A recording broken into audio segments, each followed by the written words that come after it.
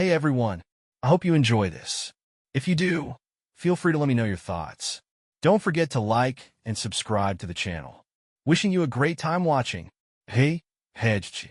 I never thought I'd end up here, but my life's been flipped upside down, and I don't know what to do. My name's Mike, I'm 35, and I've been married to Lisa, 32, for 7 years. We have a 5-year-old daughter, Emma. Up until a few weeks ago, I thought we were a picture-perfect family. Lisa and I met at a work event in 2014. She had this energy that lit up the room, smart, funny, and the kind of laugh that made people stop and join in. We hit it off immediately, and by 2016, we were married. Everything looked great from the outside. Nice house, stable jobs, and our little girl. But looking back, there were cracks I ignored. Our sex life was, let's just say, unusual. Lisa told me early on she wasn't that into it.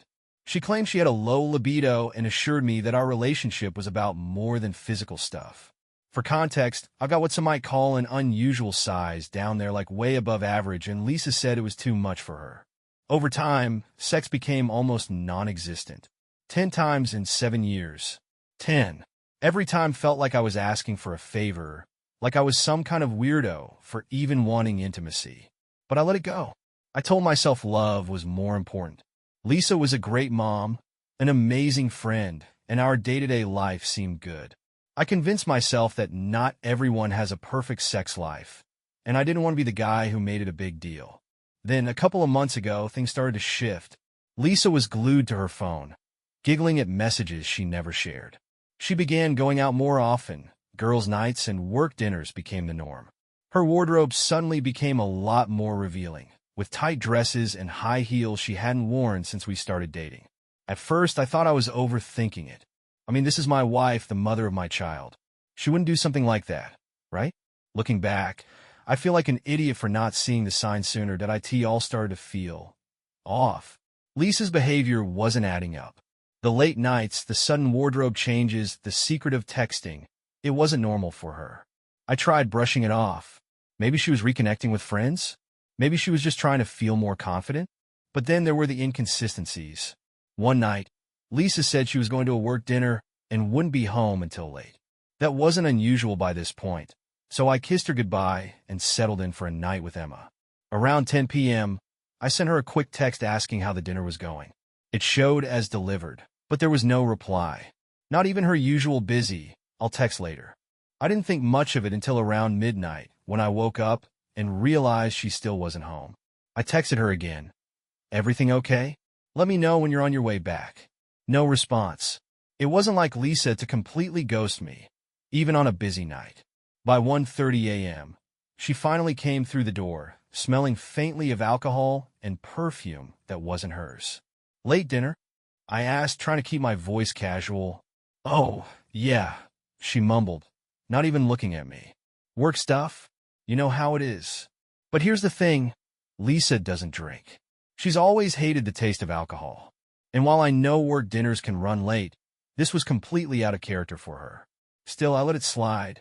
I didn't want to be that husband, the paranoid, overbearing type. The next day, I decided to test the waters. So, how was the dinner? Who was there? Her answer was vague. Too vague. Oh, just the usual team. You don't know them, she said with a shrug, already scrolling through her phone. That was the moment the seed of doubt was planted. Something was wrong, but I didn't know what. I started paying more attention, watching for patterns, listening to the way she spoke about her nights out. And the more I observed, the clearer it became. Lisa was hiding something. That a week after the late-night work dinner, something happened that made my stomach drop. Lisa had left her phone on the kitchen counter while she went upstairs to get Emma ready for bed. Normally, her phone was glued to her hand, so this was rare. I don't usually snoop, but curiosity got the better of me. Her phone lit up with a text from someone named Chris. It read, "Last night was amazing. Can't stop thinking about you." My heart sank. Chris? Who the hell was Chris? And why was he talking about last night like that? Before I could process what I was doing, I picked up the phone and scrolled through the thread. Most of the messages were deleted, but a few were still there, enough to paint a picture. Stuff like, "I'll make an excuse to see you again soon," and "I love the way you laugh." It was obvious. Too obvious. I heard Lisa coming down the stairs, so I put the phone back and tried to act normal. My heart was racing, my hands were shaking, but I didn't want to confront her. Not yet. I needed more proof. A deleted text thread could be explained away. I didn't want to give her the chance to lie her way out of it, not without solid evidence. That night, I barely slept. Every time I closed my eyes, all I could see was that text. Last night was amazing.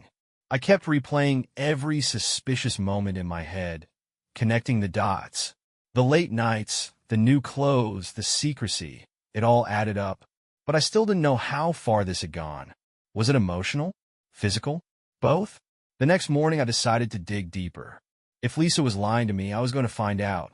And if she wasn't, well, I'd know I was losing my mind. Either way, I needed the truth that I couldn't sit still after that text from Chris. My mind was in overdrive, but I didn't want to confront Lisa without undeniable proof. So, I did what any paranoid husband might do. I started paying attention to the little details. Lisa's phone was always password protected, and I had no idea what the code was. But I knew her habits. She used the same code for almost everything: our garage, her email, even her luggage. I took a gamble and tried Emma's birth year combined with Lisa's lucky number. Bingo! It unlocked. Now, I know invading someone's privacy is a massive breach of trust, but trust was already out the window. What I found confirmed everything I'd feared. There were more messages from Chris. Lots of them. Flirty, explicit, and full of plans to meet up. I saw her sending selfies, pictures of her in the new dresses, wearing makeup she never bothered with around me anymore. There was even one of her holding a wine glass, smiling in a way I hadn't seen in years. The timestamp? The night of the so-called work dinner. But it didn't stop there. I found receipts, literally. In her email, there were confirmations for hotel bookings, dinners at fancy restaurants we'd never been to, and even lingerie purchases. Lingerie. She hadn't worn anything like that with me since our honeymoon. I felt like I was going to be sick. I closed the phone and sat on the couch, staring at nothing. My hands were trembling, and my chest felt tight. The realization hit me like a freight train. My wife was having an affair. Not just a fling, either. This was a full-blown relationship. That day, I couldn't even look at her. She acted like everything was normal, making small talk about Emma's school project and complaining about work. Every word out of her mouth felt like a lie. I wanted to scream, to confront her, to demand answers, but I held back. I needed to figure out my next move before tipping her off. I decided to keep quiet for now. I wanted to see how far this rabbit hole went. I wasn't just angry. I was devastated. How could she do this to me? To Emma? What had I done to deserve this? The betrayal felt like a knife in my gut, and I knew things were only going to get worse. The next few days were torture. Every time Lisa smiled at me or kissed Emma goodnight, it felt like a slap in the face. I couldn't unsee the messages, the receipts, the lingerie. But I stayed calm, outwardly at least. If I was going to confront her, I needed everything laid out so she couldn't wiggle her way out of it. I decided to follow her the next time she had a work dinner. It felt insane, like something out of a bad movie, but I needed to know the truth for myself. When Lisa casually mentioned on Thursday morning that she had another late night coming up, my heart started pounding. This was my chance. That evening, Lisa left around 7 p.m., wearing one of her new dresses and heels. She kissed Emma goodbye and waved at me with a smile that I now realized was entirely fake. I waited about 15 minutes before grabbing my car keys and heading out. My hands were shaking so badly, I almost dropped them. I kept a safe distance, trying not to be obvious as I followed her car.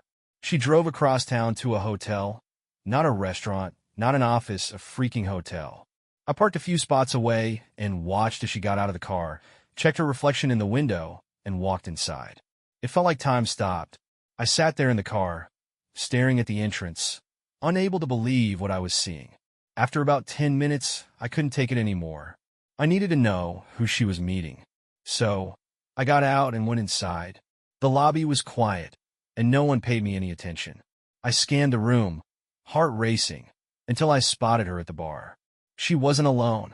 Sitting next to her was a guy who could only be Chris. Tall, athletic, with a cocky grin that made my blood boil. They were laughing, leaning close, and touching each other like no one else in the world existed. I froze. Part of me wanted to march over and cause a scene, but the other part, the part in shock, just stood there watching. Lisa reached over and put her hand on his leg, and he kissed her cheek like it was the most natural thing in the world. That was it. The confirmation I didn't want but couldn't ignore. I turned and walked out before I did something stupid. Sitting in my car, I tried to process what I'd just seen. My wife, the woman I'd built a life with, was openly cheating on me. She hadn't even bothered to be discreet. I felt sick to my stomach, but I knew one thing for sure. This wasn't going to stay a secret any longer. It was time to confront her. That night, I couldn't keep it in anymore. I waited for Lisa to come home, sitting on the couch like a coiled spring. When she walked through the door around midnight, she looked surprised to see me still awake. "Hey," she said casually, kicking off her heels. "Why are you up so late?" I stared at her, my heart pounding. "Where were you, Lisa?" She blinked, caught off guard by the blunt question. "I told you work dinner." "It ran late." "Don't lie to me." I snapped louder than I intended.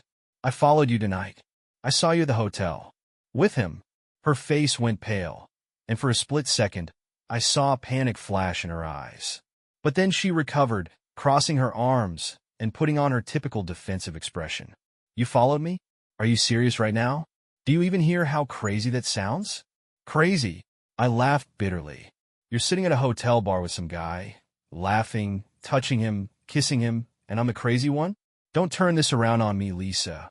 I saw everything. She didn't respond right away, just stood there staring at me like she was deciding how to play this. Finally, she shrugged. "Fina, yes, I was with Chris. Happy now? Are you going to keep acting like a jealous psycho? Or can we talk like adults?" "Happy." My voice broke. "You think this makes me happy? You've been lying to me for months, years maybe. You've destroyed everything we've built. How can you even stand there and act like I'm the problem?" She rolled her eyes, and that infuriating smirk she gets when she's cornered appeared. "Look, Mike, it's not what you think. Chris and I are just friends. It's nothing serious." "Nothing serious?" I shot back. "You've been sending him pictures, meeting him at hotels, buying lingerie. What part of that sounds like just friends to you?" Her expression shifted, and the mask dropped for a moment. She looked angry now, like she was annoyed I wasn't buying her excuses. "You don't understand, Mike. You're impossible to live with. You're so obsessed with your stupid insecurities and your size. You know, I've never been comfortable with that. Chris is different. He doesn't make me feel pressured." I stood there, stunned, as her words sank in. "So, this is my fault?" I asked, my voice barely above a whisper. "You're blaming me for your cheating? Because of my size? Are you hearing yourself right now?" "Yes, Mike," she snapped. "I've been miserable for years, and you never noticed. Chris actually listens to me. He treats me like I matter. Maybe if you'd done the same, I wouldn't have had to look elsewhere." Her words hit me like a punch to the gut. I couldn't believe what I was hearing. All the sacrifices I'd made, all the love I'd poured into our family, and she was trying to twist it around like I was the bad guy. I didn't even know how to respond. I just stood there, staring at her, my hands clenched in a fist at my sides. Finally, I said the only thing I could. "You need to leave." Lisa stared at me, her expression shifting from anger to disbelief. "Leave? Are you serious, Mike? Where do you expect me to go?" "I don't care," I said, my voice cold and steady, even though inside I was falling apart. "You're not staying here tonight. You've disrespected me, our marriage, and everything we've built. You need to leave." She scoffed, grabbing her purse from the counter. "Fina, I'll go. But don't think this is over. And don't you dare try to drag Emma into this mess." As she stormed out, slamming the door behind her, I sank onto the couch, my head in my hands. The house felt suffocatingly quiet without her, but I couldn't bring myself to feel relief. I just told my wife, the woman I'd loved for years, to leave, and it felt like the end of everything. But as much as I hurt, I knew I couldn't let myself crumble. Emma was upstairs, blissfully unaware of the chaos unraveling below her. She deserved better than to be caught in the crossfire of her parents' mess. I had to hold it together for her. Lisa didn't come back that night, and I didn't reach out to her. I spent the next morning pretending everything was normal for Emma's sake, getting her ready for school and making her favorite pancakes. But every moment felt surreal, like I was floating outside my body. Around noon, I got a text from Lisa. "We need to talk about how we're handling this. I'll come by after work to pick up some stuff. Don't make this harder than it needs to be." Harder than it needs to be? The audacity of those words made my blood boil. She was acting like I was the one making things difficult, like her betrayal was just some minor inconvenience we had to sort out. But I knew I couldn't let my anger control me. Not yet. I started thinking about what came next. Would we separate? Divorce? What about custody of Emma? The thought of Lisa trying to take her away from me made me feel sick, but I also knew I needed to play this smart. I started researching divorce lawyers and reading up on custody laws, preparing myself for the possibility that this wasn't just a bump in the road. It might be the end of our marriage. When Lisa came by that evening, I was ready. Or so I thought. Lisa arrived around 6 p.m., her face a mix of irritation and forced calm. She walked in like she still had every right to be there, like nothing had really changed. She barely glanced at me as she started grabbing clothes and toiletries from our bedroom. I followed her, my heart pounding, determined to stay composed. "We need to talk," I said firmly, blocking her path as she tried to brush past me. She sighed dramatically, rolling her eyes. "Mike, I don't have time for another one of your lectures. I'm just here to grab my stuff." "No," I said, my voice sharper than I intended. "We're not brushing this under the rug. You need to tell me the truth, Lisa. All of it. How long has this been going on? How long have you been lying to me?" She froze for a moment, then set her bag down and crossed her arms. "You want the truth? Fine. Chris and I started seeing each other 6 months ago. And honestly, Mike, I don't regret it. At least he makes me feel wanted." Her words hit me like a physical blow, but I kept my composure. "You don't regret it?" I asked, my voice shaking. "You don't regret throwing away 7 years of marriage? A family? For what? Some fling with a guy who's using you." "Using me?" She laughed bitterly. "Chris treats me better than you ever did. He listens, he cares, and he doesn't make me feel like a freak show every time we try to be intimate." That last part stung more than anything. I could feel the anger bubbling up, but I took a deep breath, trying to keep it together. "So, this is all my fault then? You're blaming me because you couldn't communicate? Because you lied, cheated, and betrayed everything we built together?" "Don't act like you're some saint, Mike," she snapped. "You're obsessed with making everything about your needs. You've never cared about how I feel, what I want. You just assume I should be grateful to be married to you." Her words were venomous, designed to hurt, and they did. But underneath the anger and defensiveness, I saw something else, guilt. She was lashing out because she knew she'd crossed a line, and there was no going back. "Lisa," I said, my voice steady but firm, "I've spent 7 years loving you, supporting you, and trying to make this marriage work. If you were unhappy, you should have said something. But instead, you chose to betray me and lie to my face. And now you're blaming me for your choices? That's not how this works." She didn't respond, just looked away, avoiding my gaze. After a long silence, she finally muttered, "I'll get the rest of my stuff later." As she walked out the door, I felt a strange mix of emotions: anger, sadness, relief, and a sliver of clarity. This wasn't just about what Lisa had done. It was about what I needed to do next for myself and for Emma. I realized, standing there in the quiet of our once happy home, that this wasn't the end of my world.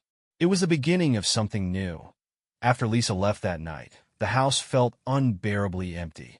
Emma was asleep upstairs, blissfully unaware of the chaos unfolding between her parents. I sat in the kitchen, staring at the table where we used to have family dinners, and tried to process everything.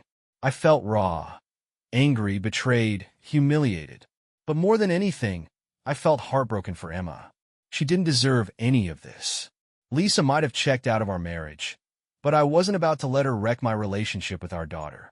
If there was one thing I knew for sure, it was that I'd do whatever it took to protect Emma and keep her life as stable as possible. The next day, I started taking steps to secure my footing. First, I called a divorce lawyer. I needed to know my rights, especially when it came to custody. The lawyer, a sharp and no-nonsense woman named Karen, Listen to my story without judgment. Based on what you've told me, she said, you're in a strong position. Infidelity can influence custody battles, especially if it's proven that her behavior has been detrimental to your daughter. But the courts will prioritize what's best for Emma, so you need to focus on that. I nodded, taking in every word. What about the house? I asked. I don't want to uproot Emma. She needs stability. Karen agreed. If you're the primary caregiver and the one maintaining her routine, you'll have a good case to keep the house. But you'll need to start documenting everything. Lisa's absences, her behavior, anything that shows she's not prioritizing Emma's well-being. It felt overwhelming, but also empowering. For the first time since this nightmare began, I felt like I had a plan. Over the next few days, I focused on being there for Emma. I kept her routine as normal as possible. School drop-offs, bedtime stories, trips to the park. I didn't want her to feel the weight of what was happening, even though it was crushing me. Lisa, meanwhile, kept her distance.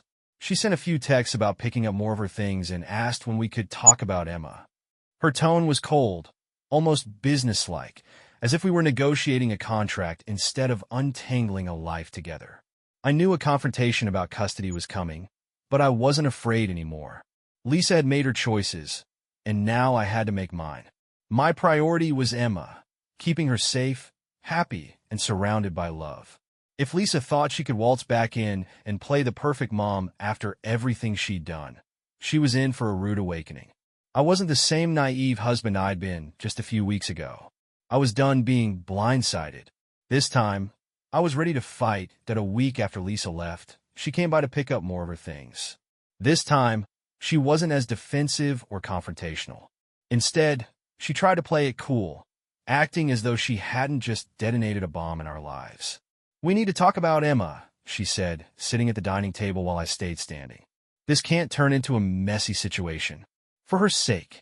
Her tone was calm, but it felt like manipulation. I'd spent years brushing off red flags and letting her control the narrative, but I wasn't falling for it anymore. I agree, I said. Emma comes first. But let's get one thing straight. I'm not going to let her be collateral damage because of your choices. Lisa raised an eyebrow. Mike, I'm still her mother. I've been there for her just as much as you have. She needs both of us. She does. I agreed, keeping my voice steady. But she needs stability too. You've been sneaking around for months, lying to me and prioritizing some guy over our family. How do you think that looks in court? Her calm facade cracked for a moment. So that's what this is about? You're going to try to take her away from me? You think you're the better parent just because I made a mistake. Mistake? I said, my voice rising. Lisa, this isn't a one-time slip-up. You built an entire relationship behind my back, and now you're acting like you can just walk in here and dictate terms. Emma deserves better than that. She looked like she wanted to argue, but instead, she sighed and rubbed her temples. I don't want to fight with you, Mike. We need to figure out a custody arrangement that works for both of us. I agree, I said, pulling out a folder from the counter. That's why I've already spoken to a lawyer. Lisa's eyes widened slightly, and for the first time, I saw real fear on her face. A lawyer? You're really going that far? I'm protecting my daughter, I said firmly. If you want to co-parent, we'll do it through legal channels. I'm not letting this turn into a back and forth where Emma gets caught in the middle. She sat there, silent for a moment, before nodding. Fine, if that's how you want to play it. The tension in the room was suffocating, but I felt a strange sense of relief. I wasn't backing down anymore. Lisa had underestimated me, and now she realized I wasn't going to let her steamroll me like she had for years. After she left, I called Karen to update her on the situation. She reminded me to keep documenting everything and to stay focused on Emma's best interests. The courts care about stability, she said. Keep being the steady, reliable parent, and it will reflect well on you. I took her advice to heart. The custody battle hadn't officially begun, but the lines had been drawn. I knew it wasn't going to be easy, but for Emma's sake, I was ready to fight tooth and nail. Lisa might have shattered my trust, but she wasn't going to take my daughter away from me. About a week later, things took an unexpected turn. I was in the middle of making dinner when Lisa texted me. Her tone was strangely conciliatory, almost like she was trying to make peace. Mike, I've been thinking about everything, and I don't want this to become a huge fight. I know I've made mistakes, but I want to work something out that's best for Emma.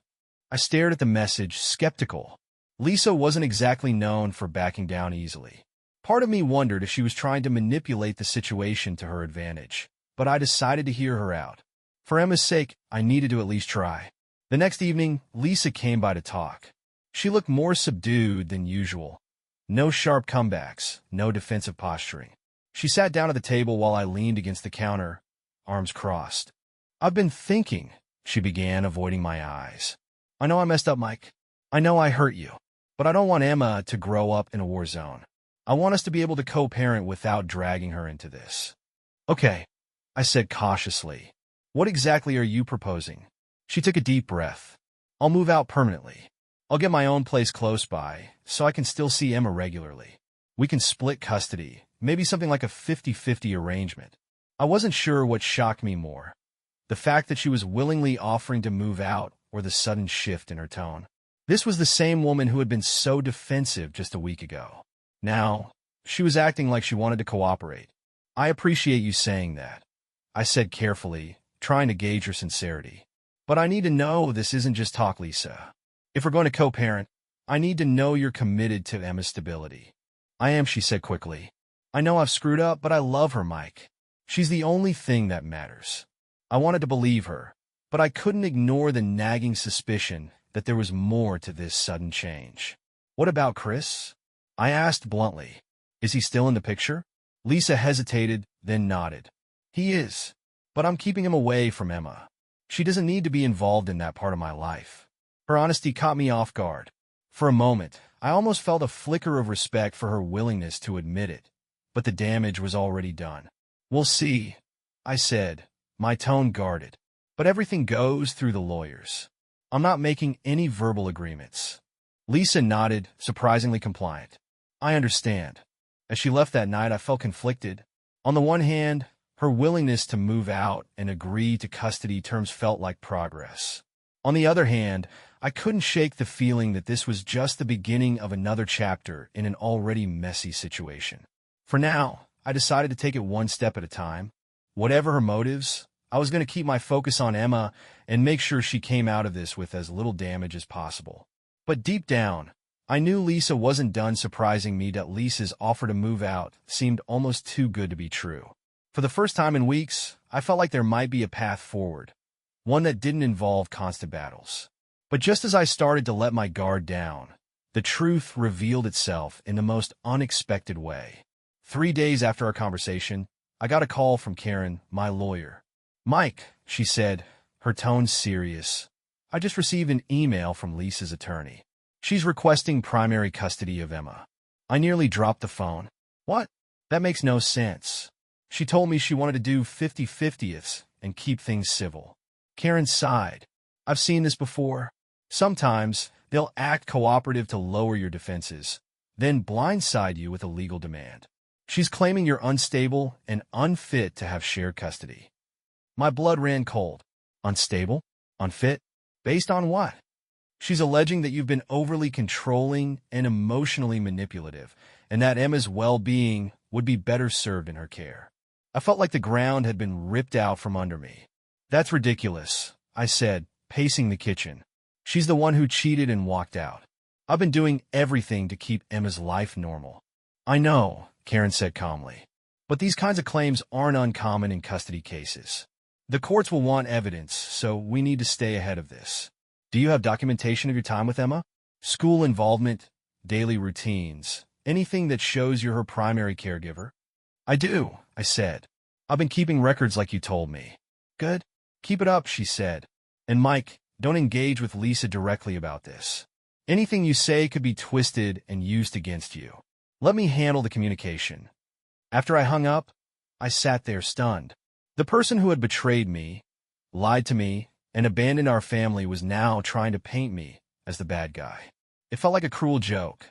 That evening, I got a text from Lisa. "We need to talk about Emma's future. I think it's best for her to stay with me primarily. We can figure out visitation for you." The audacity of that message made my blood boil. I didn't respond. Karen's advice was clear, no direct engagement. But inside, I was seething. Lisa's sudden cooperation had been a cover for her real plan, and now the gloves were off.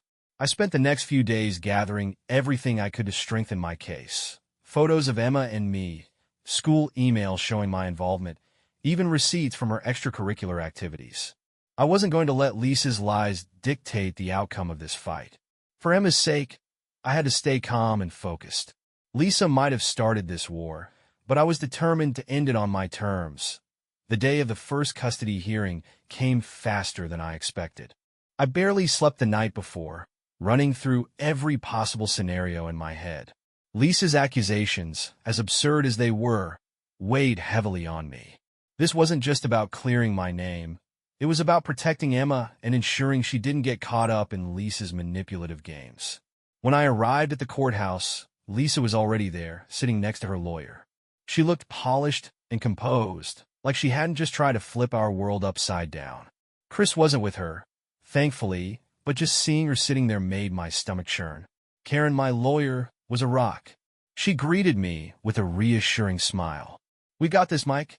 Stick to the facts, stay calm, and let me handle the heavy lifting." The hearing began with Lisa's lawyer presenting her case. They painted a picture of me as overly controlling, emotionally unavailable, and even suggested that my physical size had caused tension in the marriage, which they framed as affecting Emma's well-being.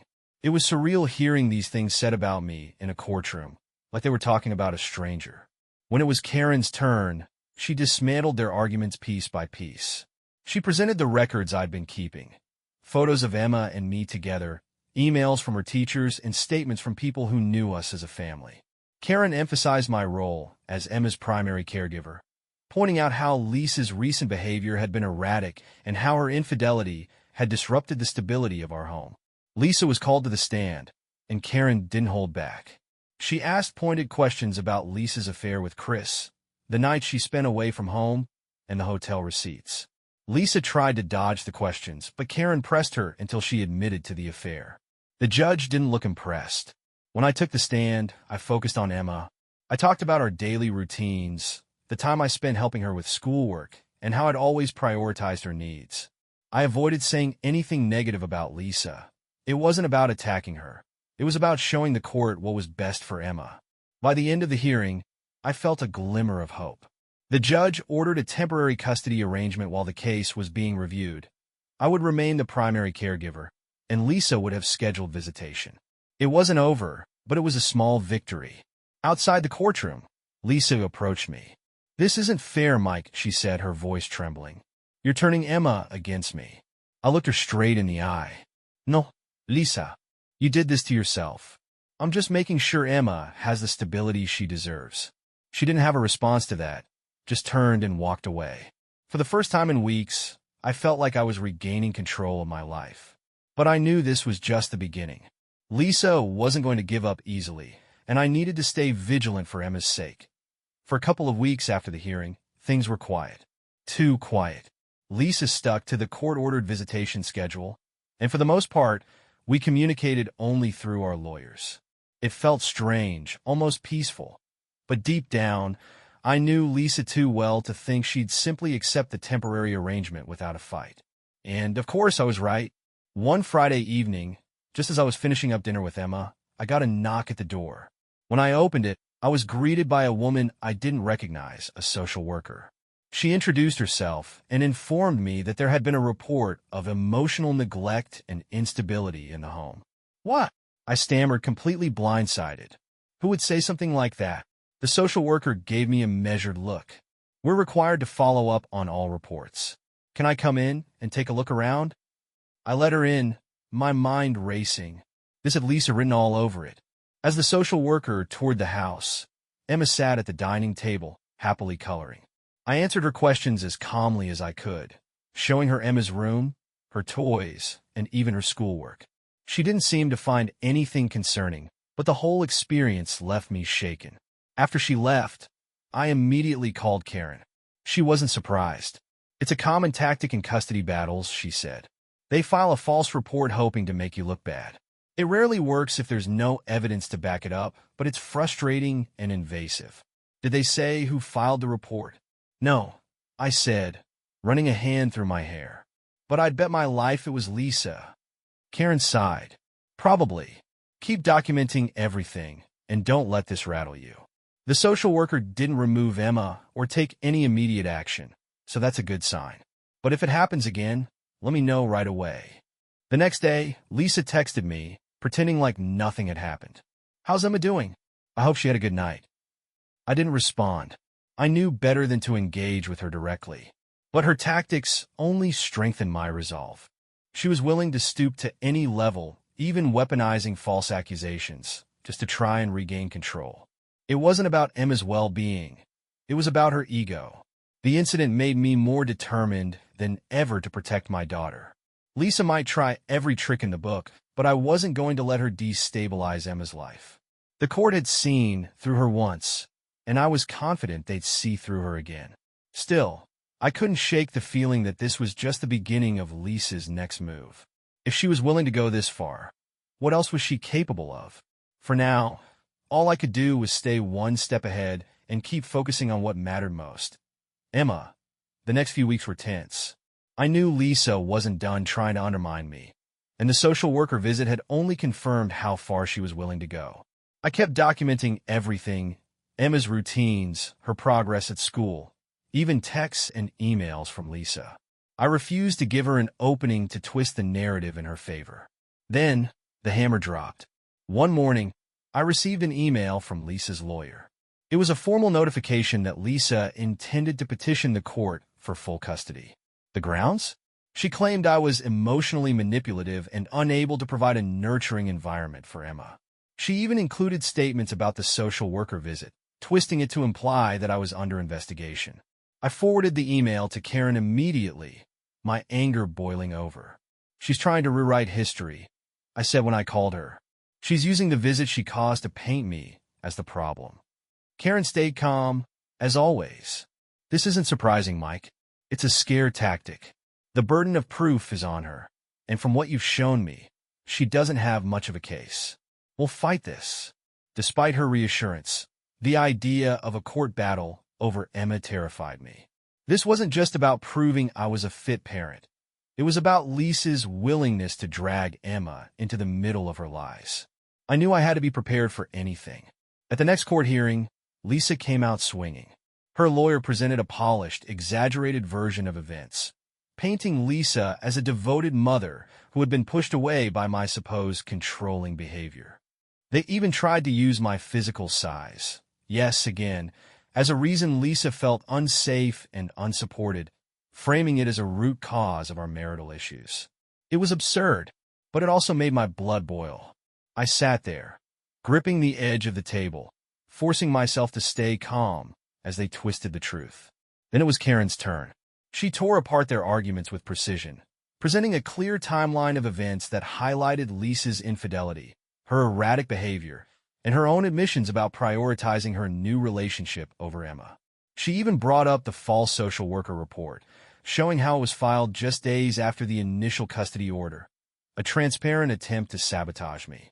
When the judge spoke, I held my breath. This case is about Emma's best interests, not the grievances between her parents, he said. Based on the evidence presented, it's clear that Mr. Daniels, he glanced at me, has been providing a stable and nurturing environment for his daughter. The judge upheld the temporary custody arrangement, granting me primary custody and limiting Lisa's visitation further until she completed parenting classes and a psychological evaluation. It wasn't a full victory, but it was a decisive blow against her attempts to gain control. Lisa looked furious as the ruling was read, but I didn't feel satisfaction, just relief. This wasn't about winning or losing. It was about protecting Emma from the chaos Lisa had created. As I walked out of the courthouse, Karen turned to me and said, "This isn't over yet, but you've made a strong case. Keep doing what you're doing, and Emma will be just fine." I nodded, holding on to those words like a lifeline. I knew there were more battles ahead, but for the first time in months, I felt like I could see the light at the end of the tunnel. Lisa had underestimated me, but I wasn't fighting for myself. I was fighting for Emma. And for her, I'd never back down.